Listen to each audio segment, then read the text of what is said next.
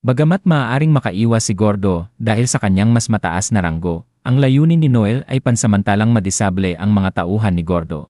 Pagbalik sa kasalukuyan, naganap ang plano ayon sa inaasahan.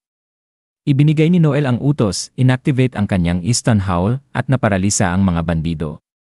Si Alma naman, gamit ang bilis at galing, ay inatake si Gordo, na nahuli sa gulat at napabagsak. Habang duguan si Gordo, unti-unting nakakagalaw muli ang mga tauhan niya at naintindihan nila ang nangyari sa kanilang leader. Sa punto de vista ni Noel, ipinaliwanag niya kay Alma ang kanyang karagdagang utos, hindi kinakailangang patayin agad ang natitirang mga bandido, kundi magdulot ng kalituhan upang masira ang kanilang organisasyon.